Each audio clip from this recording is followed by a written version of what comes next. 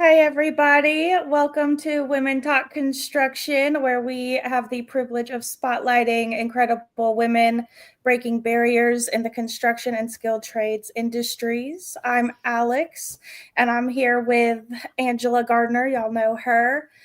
Hello. And we have a super extra special episode today for me because we have somebody that I've had the pleasure to meet in person, which is Kristina Mhm. who Kristina is a workforce strategist and also the founder of Crew Collaborative, which is a national nonprofit working with young people to reshape how they see careers in construction. So I think we're just going to dive right in and we're going to let Kristina introduce herself, and then Angela's going to kick us off with Mhm. some questions. The floor is yours, Kristina. Welcome. Let's go, Alex. Good job. Woo! Yay! Okay. Yeah.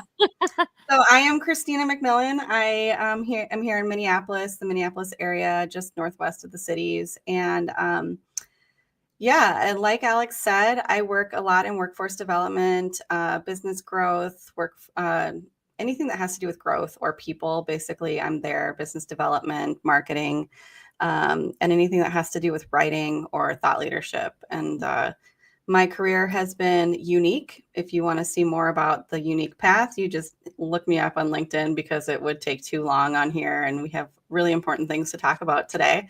But in a nutshell, I went from being a concert producer to a high-end jewelry designer to then jumping into construction.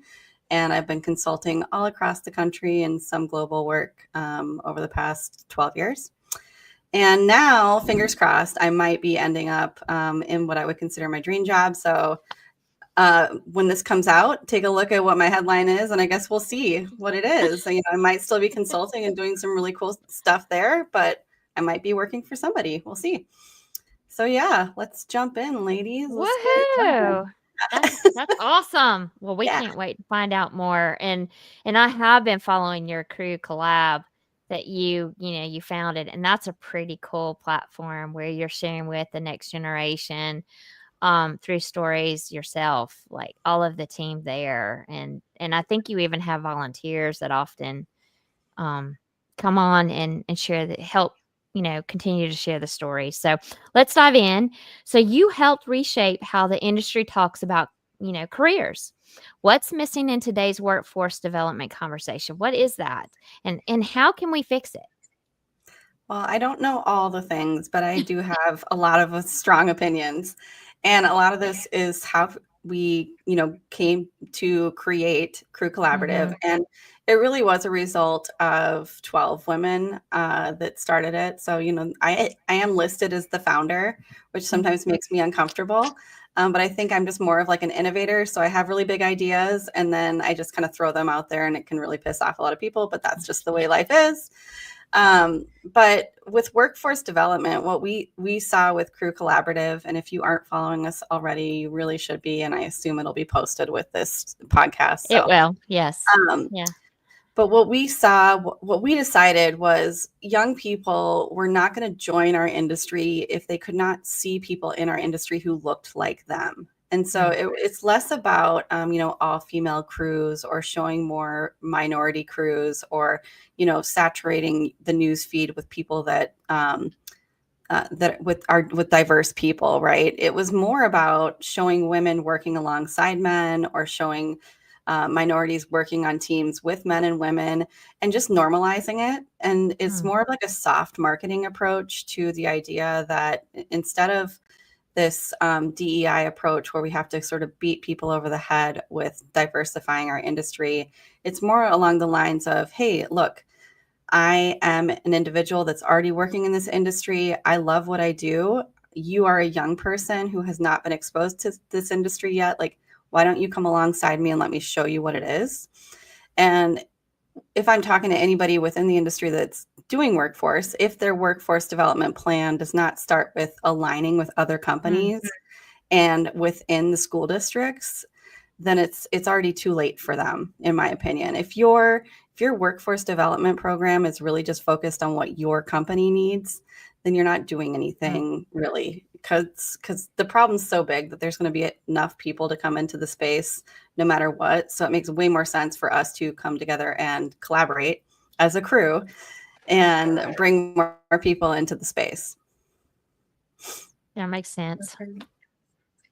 Thank you so much for sharing about that. I know that you kind of, with what you do, you hit on all these different parts of the industry, right? And one of those is mental health, because that can be a little bit overlooked in the construction and manufacturing space. And I know that you try to help leaders be a little bit better about that. So how can leaders create a space for real conversations to happen without, maybe overstepping boundaries and still creating a professional environment? This is something that, especially over the last few years, obviously we've started talking about more in our industry, is mental health. And one thing I want to make super clear is I'm never going to come in as an office person, because that's what I would consider myself, as an office support person, and ever claim to understand what happens in the minds of people that are working on a job site. And so I just want to be super clear on that. Like I'm not coming in to share that opinion, but what I am coming in is more of like a holistic approach to how we are as people. And it applies to industry, whether you're in the field or in the office. First of all, field to office just need to do better at respecting and talking to each other in general. I don't think that can hurt anything. I don't think that we need to be as soft as we are in the industry. And I don't want that to come across the wrong way, because I do think that we have almost gone too far. And sometimes when we do some of these sort of buzz phrases or have these issues that come to mind, we almost swing the pendulum too far, to the point where people stop listening to it. And we almost need to like bring it back to the middle. And so really teaching our team members how to be empathetic, and just, again, normalizing behavior where we're checking in with our team members. I was just talking to my boyfriend about this yesterday, because he's a superintendent, and I literally asked him, like, what are the things that, if you're feeling really like you're struggling, like make you feel better? And it's honestly like if one of his team members or if his supervisor tells him he's doing a good job, like that can make all the difference. Like if things are going really poorly, or if he's second guessing, like it really helps him out if someone just says, hey, I see how hard you're working, and I want you to know that you're doing a good job. And especially if it's coming from someone who's in like that mentor position. Now, when we're looking at things like people who are really struggling with mental health or things happening at home or alcoholism, there needs to be people that are on the job site or on your team who feel comfortable approaching you about those things. Like there has to be that one person on any team. And this skill set is invaluable. Like just being able to approach other people and give them the space to open up. Like give them an open door to come in and just feel comfortable talking. And it does not have to be an official process. So really, it just comes down to, like, you don't have to be a therapist. You just have to be like a human who's paying attention to other humans. And I just think if we pay attention to that or are more aware of it, I think it would make a huge difference. I love it. Yeah, mental health is a big deal in our world, and it's a big deal, period, for everyone. I think that gets overlooked a lot because of various reasons. But thank you for sharing that.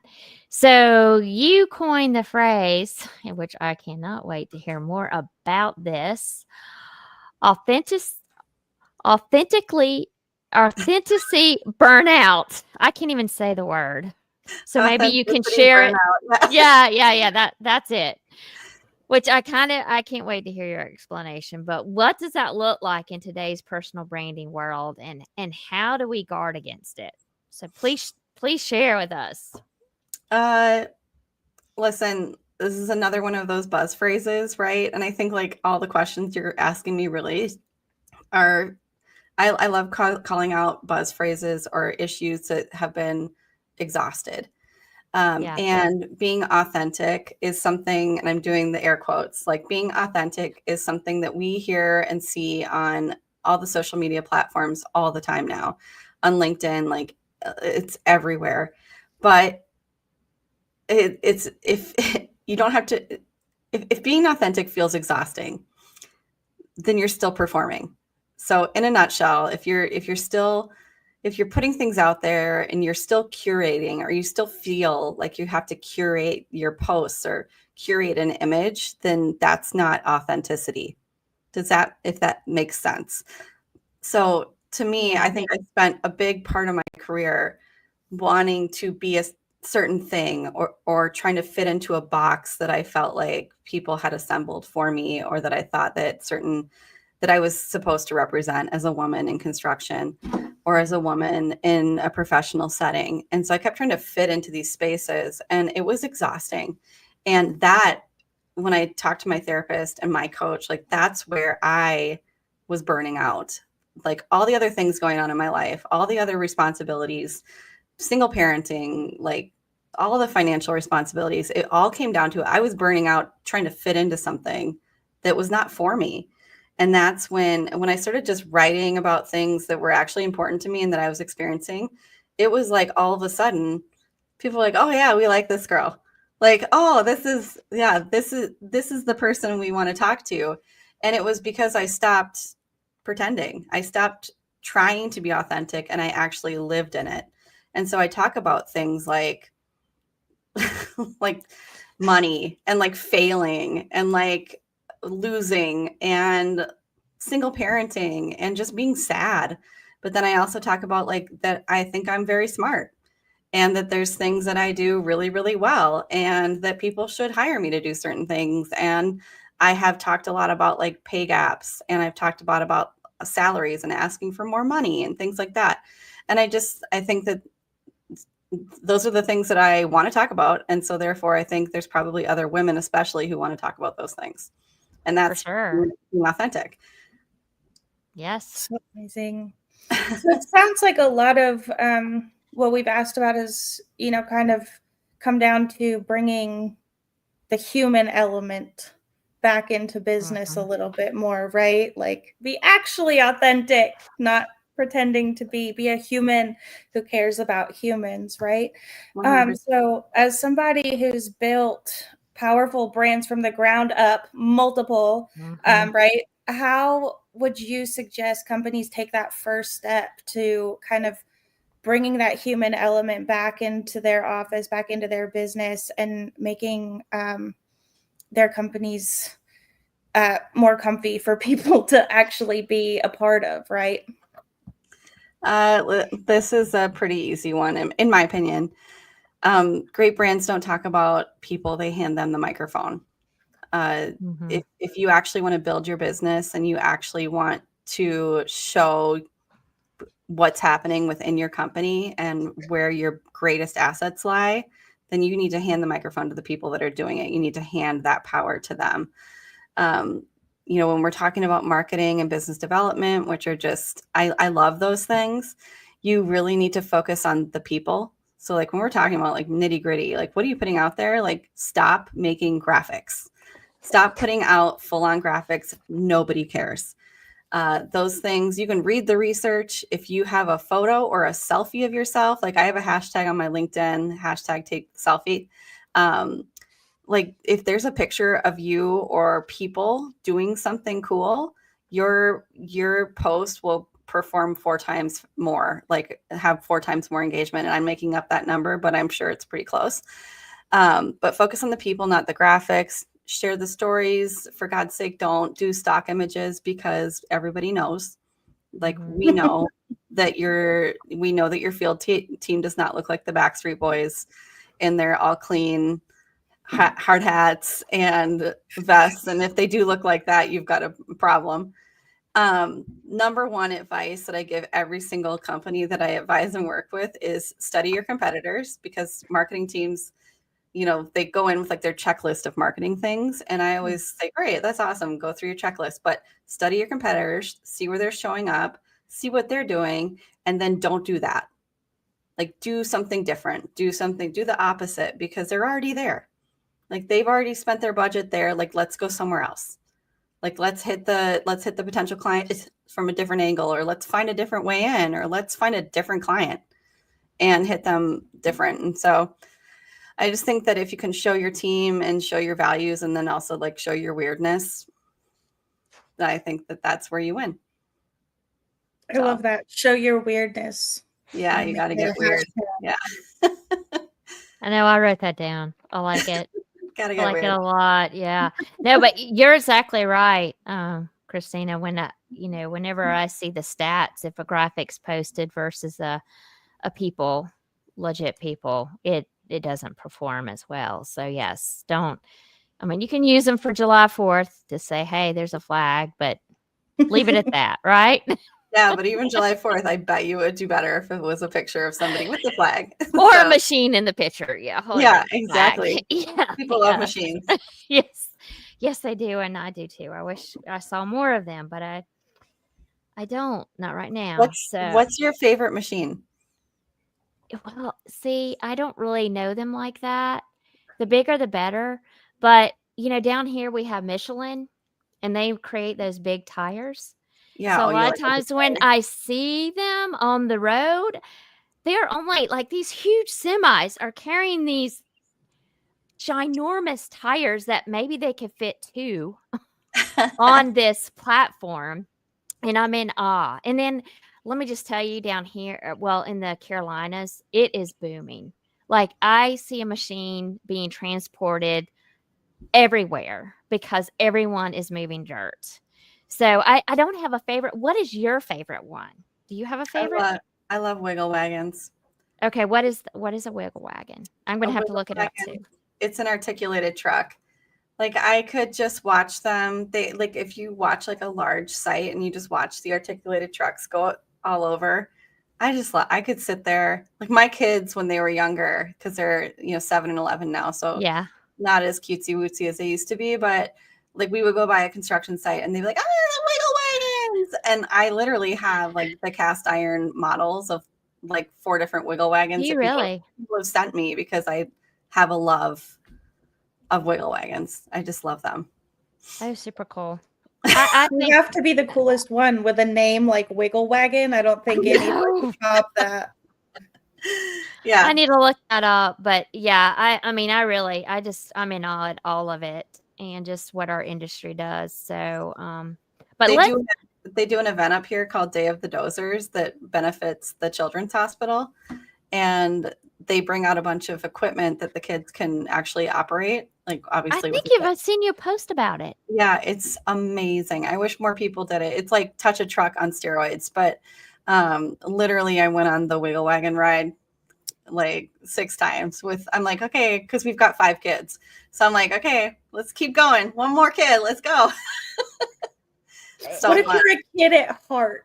Can you still go and ride a wiggle wagon? Anybody can go. Yeah, you might have to sit on a man's lap. So there's that because there's only one seat in there. So depending on which one. Trade-offs, Yeah. I love that they do that awesome. as a fundraiser too.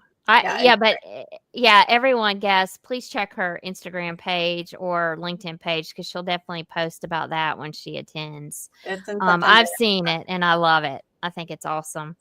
So transitioning into the next topic, which I've experienced later in life when I had my divorce and having 2 kids. Single parenting is a big deal, and it's happening for a lot of us when we're just transitioning out of situations of all sorts. But how has single parenting influenced your leadership style? And what advice do you have for other parents navigating both grit and grace? Because there are a lot of us out there, women and men, being single parents, and it's tough. It is. Yeah. And I definitely give kudos to single parents. There's a lot more single dads out there too that have full-time custody than I think we talk about. But an interesting statistic is that 23% of households are single parents, which I don't think people really pay attention to, right? Because we have all these minority group representations when we talk about like employee resource groups and stuff like that. So for larger companies, I would implore you to think about having an employee resource group for single parents because they could really use resources. But when it comes to being a single parent, depending on the situation you're coming out of, some people are coming out of really horrible situations. And I'm not going to dig into mine, but it was not great. But Mine it's wasn't really, either, so yeah, I relate. it's hard. But it's humbling and it's hard. And it's very much like, for me, it meant that I had no one to resent anymore. Because everything was in my lap. So it actually was sort of refreshing. So I knew that every single thing was for me to do. So I spent a lot less time being angry and more time focused on like what needed to happen.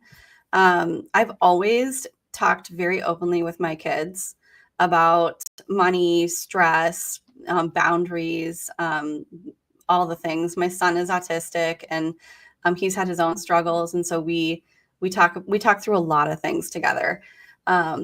Faith has been huge for me. It's re-entered my life over the past 6 months or so, and that's been a great cornerstone. But my kids and any single parents' kids, and really any parents, any kids in general, they don't need us to be perfect. They just need us to be present. And I think that that's one thing that if we remind ourselves constantly as parents, it helps a lot. We don't need to be perfect. We are definitely screwing up our kids, like somehow. Like there is no doubt, no matter what you are doing, no matter how perfect you are, no matter how much money you have or how great your house is, you are definitely screwing up your kids. But all you need to do is be present, and that's what they will remember. And so that's what I keep telling myself. So, yeah. Yeah, one of my friends said that to me, and I was like, that's kind of really right. But oh well, we're all winging it, so We're doing our best. Yeah, I love that you said that about the resources that companies should have for single parents. I didn't even think about that, but it's so true. It's really needed. So that's a great piece of advice you just gave our audience. So we're going to wrap it up. How do people find you and get in touch with you? And by the way, Kristina's going to let us know if she gets this job. So we can definitely put it on our website. Yeah. So, and we're all rooting for you because you are awesome. So share with our audience how they can get in touch with you. The best place to find me is LinkedIn. I'm most active there. I do kick around on Instagram a little bit because I do have I do landscaping as a side hustle.